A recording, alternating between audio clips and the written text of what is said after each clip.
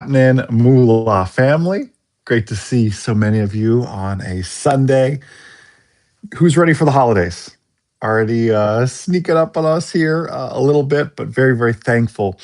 Y'all are taking the time on a Sunday as we really dive into making 2026 our best year yet. What are some of the goals we need to be looking at? Some of the goals we need to be, setting for ourselves and everything else. One thing my wife Magda and I are very big, and not just for ourselves, but for our children, for everyone, is the idea of creating not just the goals, not just the destination, but the idea of the entire map as to where we're really going to be taking those goals and how we're going to get there. And one thing you'll notice, sometimes how you think you're going to get there isn't always how you get there. Things change, things happen. I'm sure you have stories and have different expectations sometimes of how you're going to get to certain goals, but sometimes it's more about having the destination set. And let me give you an example. Many of you who know us know our first business was in aviation, and one thing that we always in aviation, you always, and just travel in general, but I'll use airplanes as the analogy here. I always knew where I was going to go. In fact, just last week, I knew I was flying to the bustling town of Muscle Shoals, Alabama. A whole video coming out on why I was there a little bit later. And no offense if you're from Muscle Shoals, it's actually a very cool little place. Um, I knew I was going to Muscle Shoals. I had a flight plan of how I expected to get there. However, as I got up and there was some weather and ATC had some routing changes and some altitude changes and some various things that I ended up on I had plan A, I ended up on plan B, I really ended up doing plan C, which was a combination of my idea, ATC's idea, and everything else. But at the end of the day, I still arrived at Muscle Shoals, Alabama, about 20 minutes behind schedule.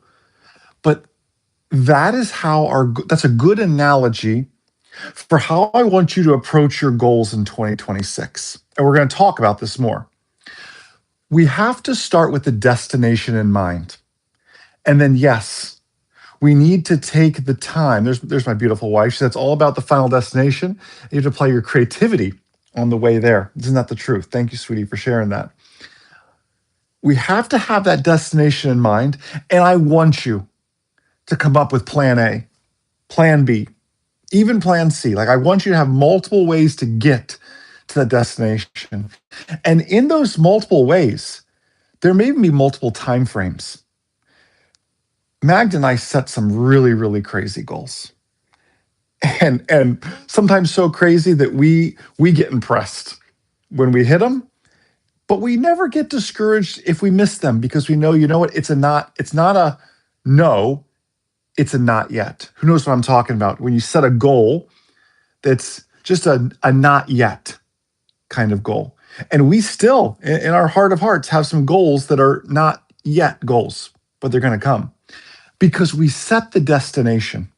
We make a few different plans, but just like in aviation, you get up there and the weather is different than expected.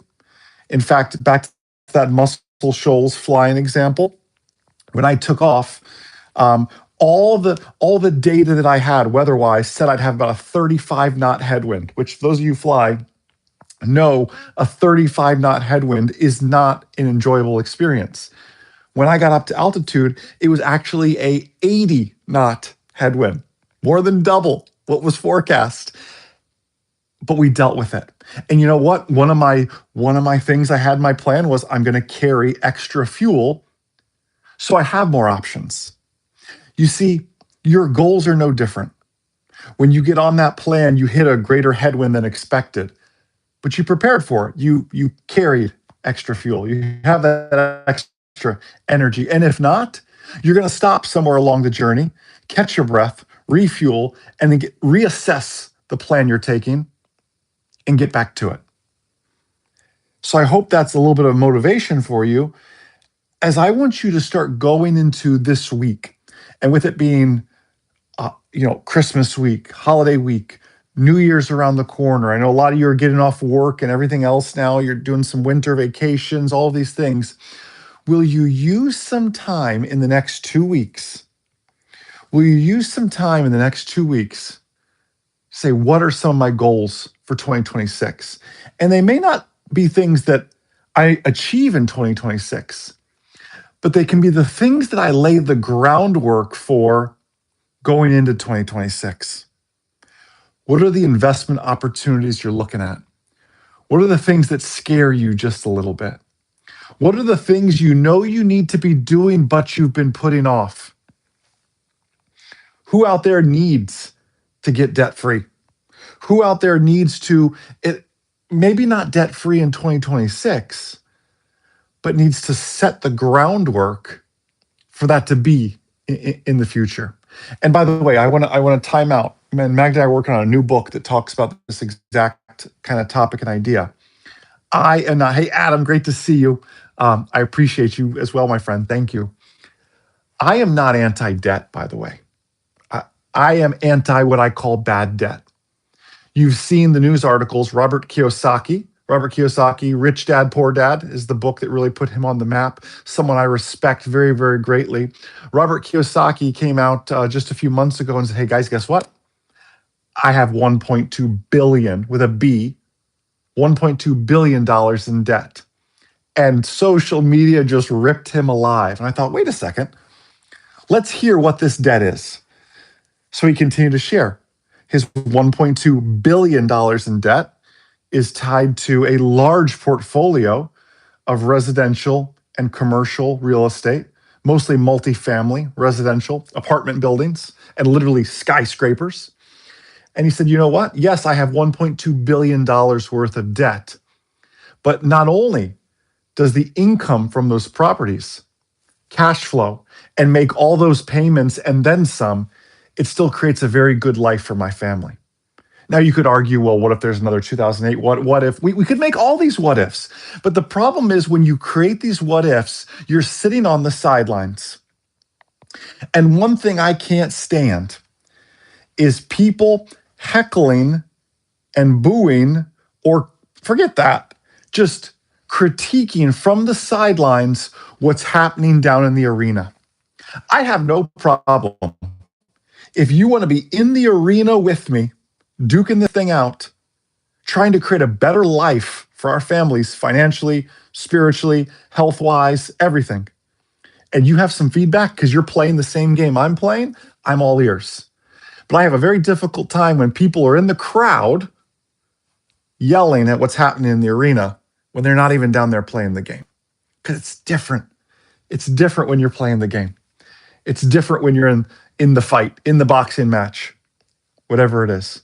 And speaking of that, just to give a current event, I'm not a boxing fan, and I followed nothing that Jake Paul has done or anything like that. But I did see all the news of them, hating on the guy. Oh, this is just for money. This is just for this. This is just for this. And I thought, I wouldn't want to go in the rink with that giant guy that he just fought. I couldn't make it 6 rounds. Like, I have nothing to say, but you know what? If he did it for the money, if he did it to grow his personal brand, that was quite the sacrifice. And golf clap to you, sir, because I couldn't have done it, right? But you see, and again, I don't even know why that popped up in my. I look at financial news and read other things, but somehow that came up. I thought, wow, you know what? People can say a lot of things, but I saw the guy he went against. He was about this much taller than him. I wouldn't want to do that.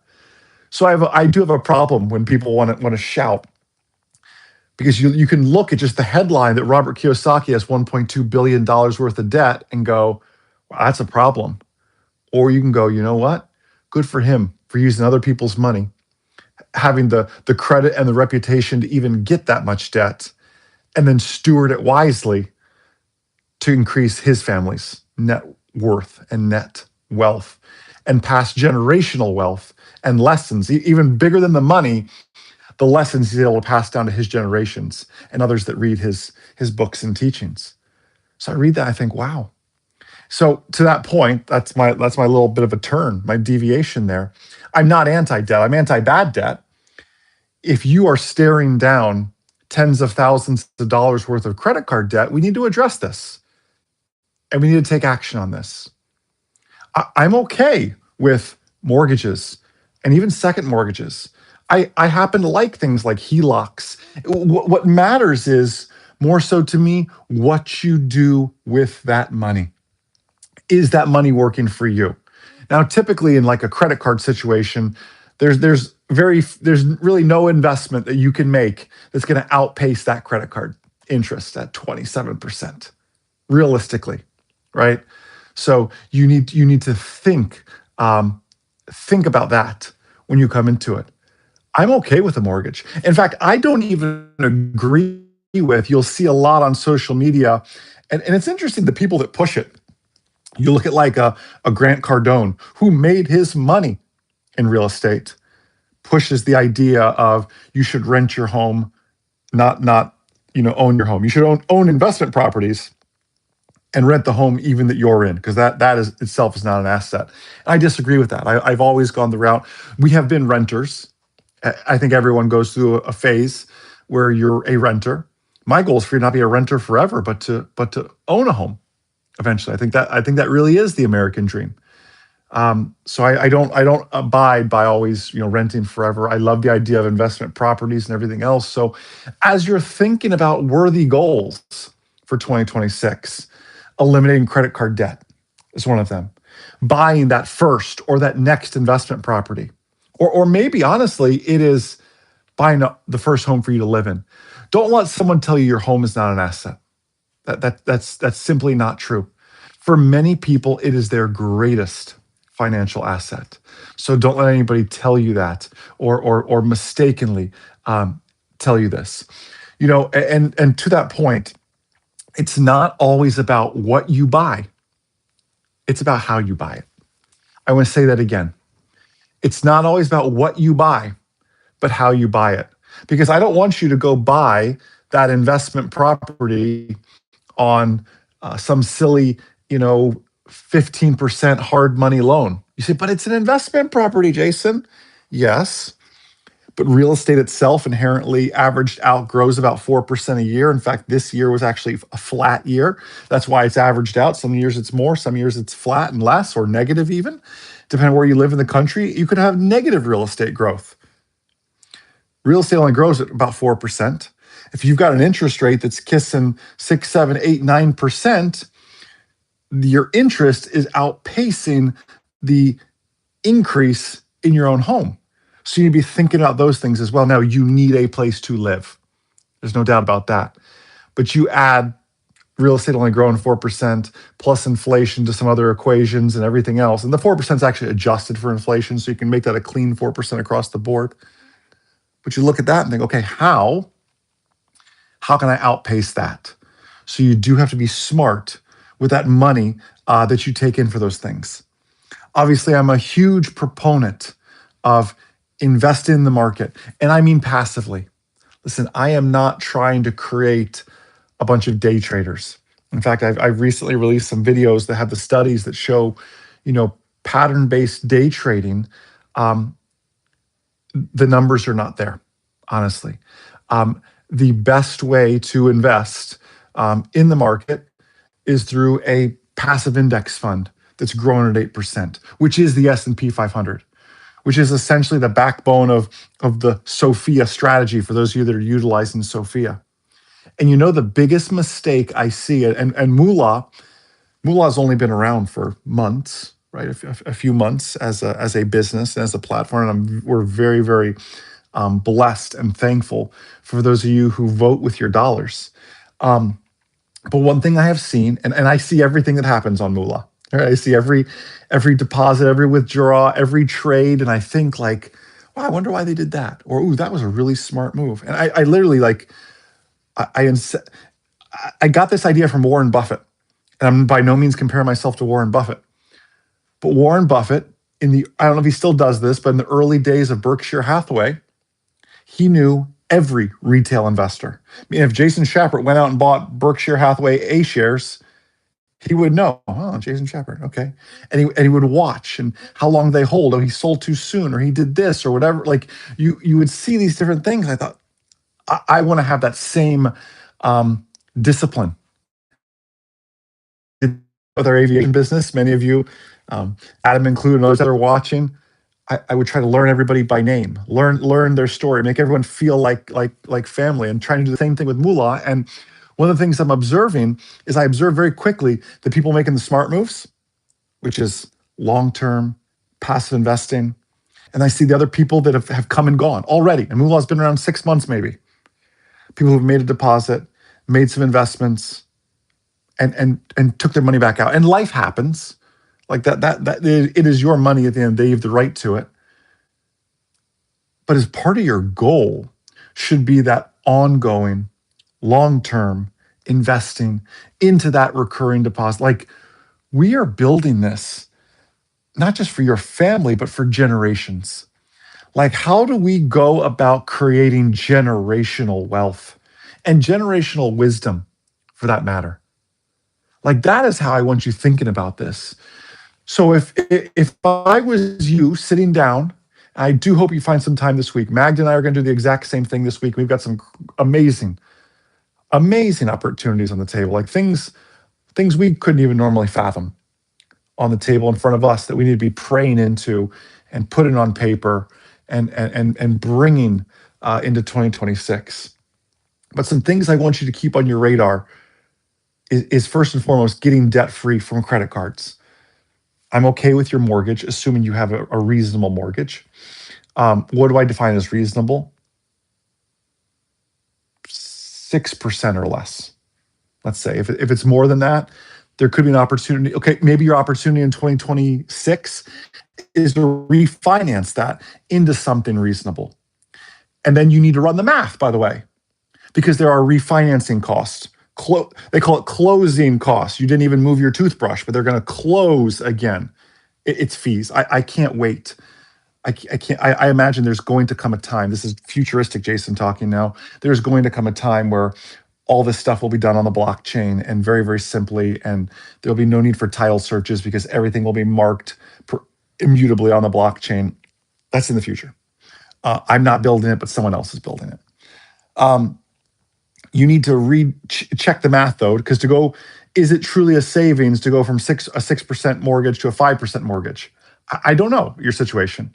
We'd have to run those costs to see. And then, by the way, what more importantly, yes, you look at the closing costs, title costs, doc fees, all this other stuff, taxes if there's any involved.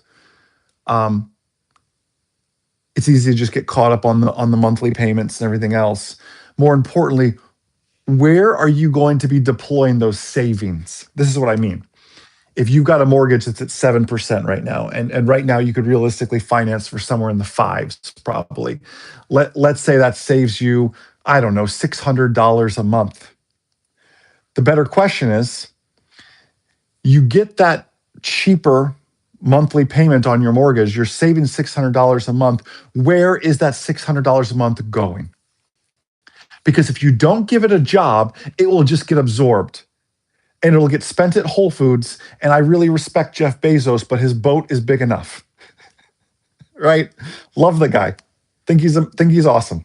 His boat's big enough, right? You don't that $600 that you're going to save, if you don't allocate it to some sort of investment. In fact, I think the best solution might be keep making the same mortgage payment you're already making, but just you're paying down the mortgage at the lower interest rate faster.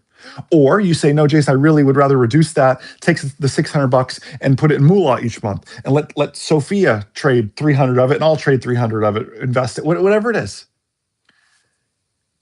Some of you are going to be looking for opportunities to find savings by reducing credit card debt and everything else. But I'm just here to tell you that if you don't assign those savings a job, they will get absorbed at Whole Foods or on Amazon or Poshmark or wherever you spend your money. Lululemon, Nike, I don't know. The kids, I don't know. It will get absorbed somewhere else if you don't allocate it. So my challenge to you will be, please allocate the savings that you're going to find. And by the way, I'm not Mr. Like, you got to stop going to Starbucks, Jason. $6 a day. You got. I want you to go into 2026 thinking of yourself as an owner, because you know what moolah really does, and people. We are going to continue to pivot, and I think you all will be very pleased where moolah is growing to. Um, the version of moolah you see here today will not be the same version you're experiencing exactly 1 year from today. In fact, I would argue you won't even recognize it in a good way.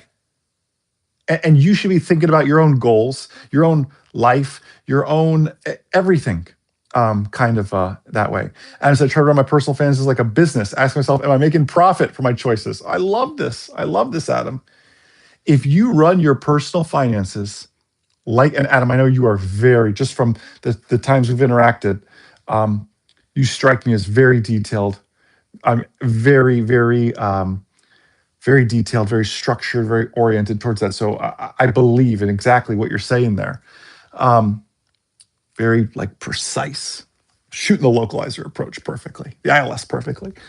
It's my last airplane analogy for the stream. Sorry. If you can deploy that capital, you've got to put it to work for you, because the version, like I said, the version of you, like I said, the version of moolah, the version of all these things is going to change. You need to become a better version of yourself. You know, I went to an event yesterday and saw people that I hadn't seen in almost a decade. It was nice to see some of them, almost a decade. And a few of them had very nice things to say, like, wow, look what you're doing.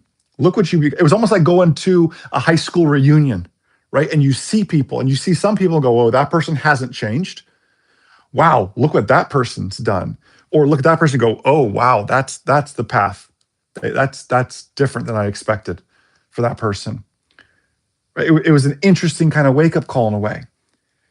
What are the seeds you're going to be planting in 2026 that, imagine you go to your high school reunion and in 10 years and people are going to go, wow, what did you do different?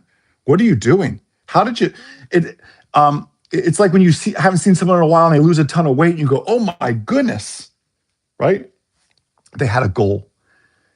They put a plan, and losing weight isn't just one thing. It's exercise, it's dieting, it's making different decisions, different choices.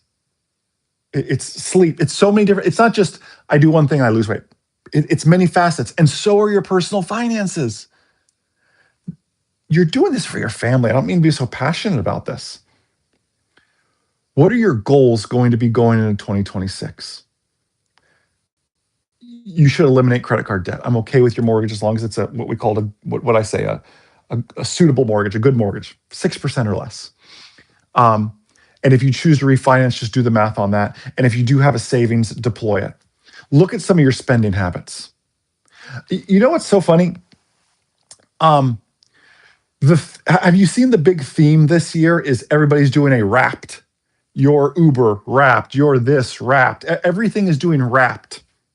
WRAPPED, Wrapped. Have you seen that? It's like this big trend. I think it started on TikTok. You see all an aviation company that I use in the iPad called ForeFlight did a ForeFlight Wrapped, all the destinations you flew to in 2025. Why did your Bank of America not do a Wrapped for you? Why did Chase not do a Wrapped for you? Because to be honest with you, I don't think they want you to know where your money is going. Why didn't your mortgage provider do a Jason's Wrapped for his mortgage? Because if you really looked at the interest you spent in 2025, you would be shocked. Some businesses didn't do a Wrapped.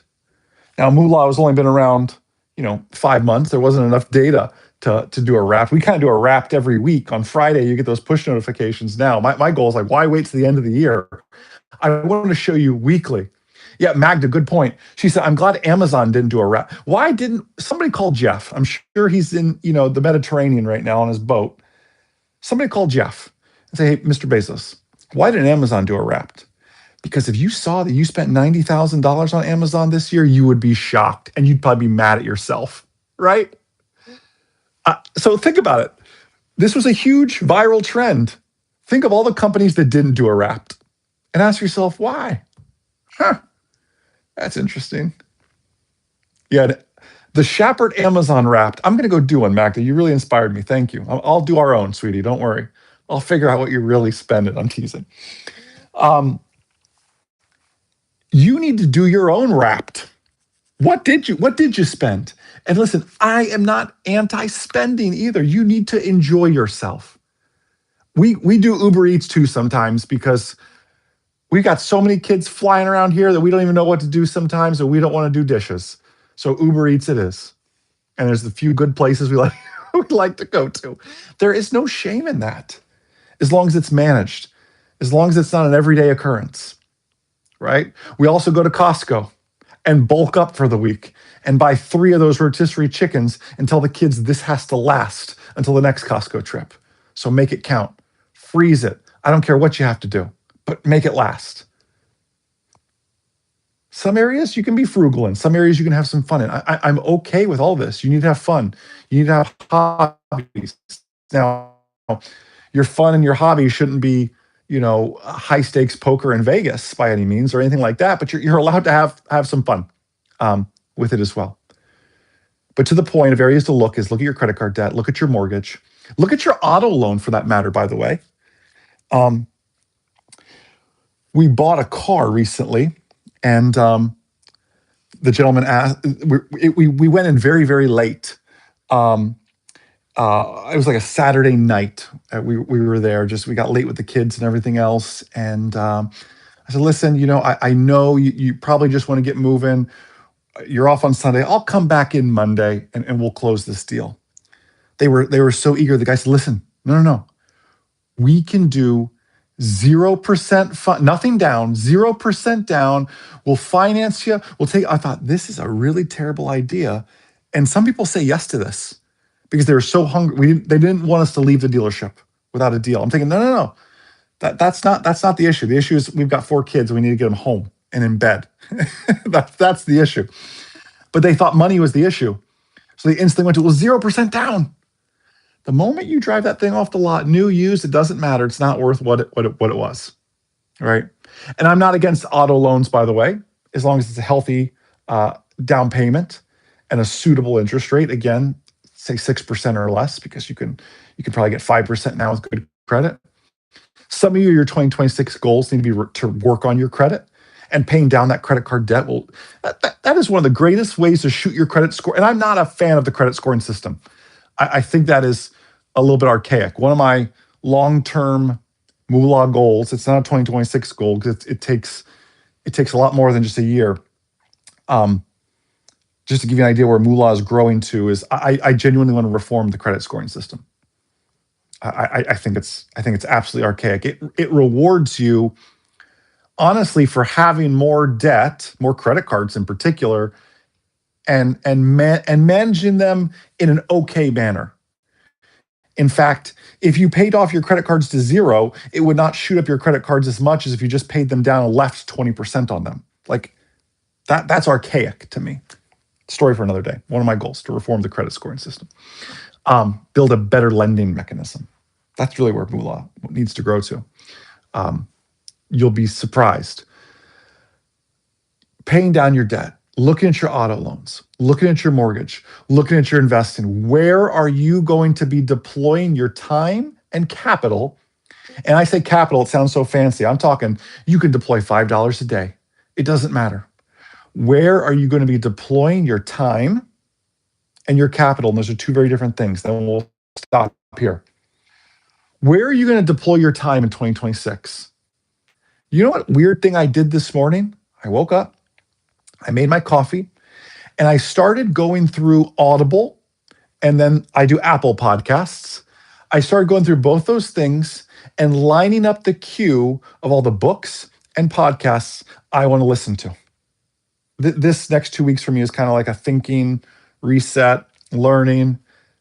You can do the same for your 2026. What is on the wish list? Where are you spending your time? There's nothing wrong with enjoying a Netflix series or whatever it is. But those of you who have a commute, You walk the dog, you go to the gym. How are you utilizing that time? Are you listening to things that are going to edify you and take you to become someone worthy of your goals? That's how I think about this. Um, to make you someone worthy of those goals, to increase your own ability. To much has been given, right, to those. You have to work to increase your ability towards that as well, and think of it that way. So how are you spending your time? And then how are you deploying your capital? You're going to maybe get a year-end bonus. What are you going to do with it? You're going to maybe get a tax check in January, February. What are you going to do with it? You may have just come across an inheritance. You may get a raise. Any number of things could happen. What are you going to do with it? Are you going to allow your lifestyle to creep up, or are you going to deploy that capital into something that's going to make you look real smart in the future, where your future self is going to thank you? Our goal here at Moolah is to make owners, to say, I'm an owner of something. I'm an owner of Tesla. I'm an owner of NVIDIA. I'm an owner of United Health Group, Goodyear, whatever it is.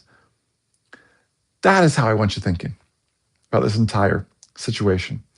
So listen, I know we've been talking for 30 minutes. My wife said, "Oh, I like that, Magda, your meal plan. I like that a lot." And you know what? Some people, Magda, have their meals delivered to them, and I'm okay with that. That's kind of what I'm trying to make Moolah, right? And Sophia in particular. Hey, just put $100 a week deposit in there. Sophia will handle it for you, like the meal plan that gets delivered to you, or a combination of the two. I still like picking some positions to invest in. I use a combination of Jason and Sophia, right? There's nothing wrong with that. You got to do what works for you, but let Moolah be one of those tools along that journey that helps you. So, that being said, we will not have a live stream next Sunday. It's the Sunday after Christmas. We have lots of family in town. But in addition to that, even my wife and I are really taking this week as an abbreviated week, but a week to sit back, look at the goals, look at the map, and never forget with a map. My pilots know this. A map is only as good as the truth you tell it, meaning don't lie to yourself about where you're at on the map. Everybody knows where they want to go. But where are you? Because if you know where you want to go, but you don't know where you are, you're going to have a hard time getting there when you're looking at that map. So do the audit. Tell yourself the truth about where you're really at on the map. And then you can create the realistic plan, and plans, plural, and backup plans to get yourself there. Because you're likely going to have a deviation. You're likely going to hit some headwinds, maybe some tailwinds. Air traffic control is going to turn you when you don't think so. There's going to be weather in the way, but you got plenty of fuel. You got backups. You made the right plan. Listen,